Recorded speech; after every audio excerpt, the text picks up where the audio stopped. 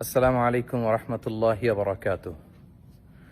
Saudi আরবের মাদায়েন সালেহ বা আল হিজির এলাকা থেকে আপনাদের সবাইকে স্বাগতম জানাচ্ছি। আমরা প্রায় আজকে মদিনা থেকে 350 কিলোমিটার পথ পাড়ি দিয়ে মাদায়েন সালেহতে এসে পৌঁছেছি।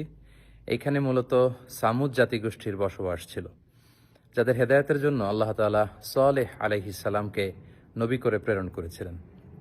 এবং সামুদ জাতির বৈশিষ্ট্য ছিল তারা পাথর বেষ্টিত এলাকায় তাদের জনপদ ছিল এবং পাথরকে খোদাই করে, পাথরের মধ্যে শিল্পকর্ম করে, খোদাই করে, ডিজাইন করে তারা পাথরের ভেতরে তাদের বসবাস স্থাপন করেছিল।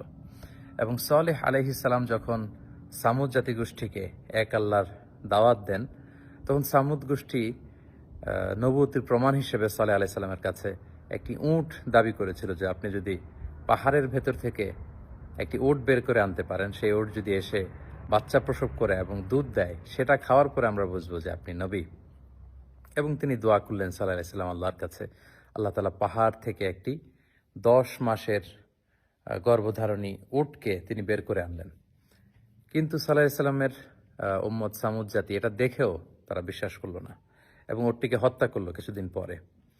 এবং তাদের এই ধৃষ্টতার জবাব হিসেবে, শাস্তি হিসেবে আল্লাহ তাআলা জিবরিল আলাইহিস সালামকে পাঠালেন। উনি এসে একটা সাইহা বা সাউন্ড ওয়েভ, বিশাল একটি শব্দ তরঙ্গের মধ্য দিয়ে এমন বিকট আওয়াজ করলেন, ফলে সামুদ জাতি সমূলে নির্মূল হয়ে গেল, তাদের কানের পর্দা ফেটে সব লাশ হয়ে পড়ে রইল। এবং সালেহ আলাইহিস সালাম পরবর্তীতে মুমিনদেরকে নিয়ে মক্কাতুল মুকাররমাতে চলে গেলেন। প্রিয় সুধী, এই হিজির এলাকাতে যদি আপনারা আসেন, বা যেটাকে মাদায়েনে সালেহ বলা হয়, এখানে বিশাল বিশাল পাহাড় দেখা যাবে, কিভাবে পাহাড় খোদাই করে তারা তাদের বসতি নির্মাণ করেছিল, কিভাবে তারা এখানে ছিল, এবং ধ্বংসাবশেষ পরবর্তীতে এখনকার যে পাহাড়ি অঞ্চলটি কেমন, সেটা দেখে আসলে আমরা অবিশ্বাসীদের যে করুণ পরিণতি যুগে যুগে হয়েছে, যারা ধৃষ্টতা দেখিয়েছে আল্লাহর সাথে, আল্লাহ রাসূলের সাথে, আল্লাহর বিধানের সাথে, এবং যারা সীমা লঙ্ঘন করেছে, তাদের পরিণতি কি সেটা কিন্তু আমরা বুঝতে পারি।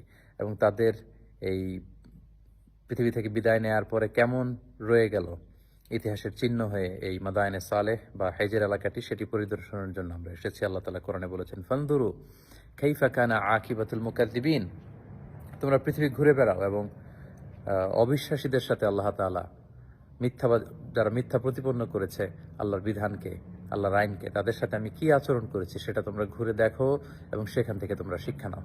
আল্লাহ তাআলা আমাদের সবাইকে অতীতের যে জাতিগোষ্ঠীকে আল্লাহ তাআলা পাপের কারণে ধ্বংস করেছেন, তাদের এই সমস্ত ধ্বংসাবশেষ দেখে আমরা যেন শিক্ষা হাসিল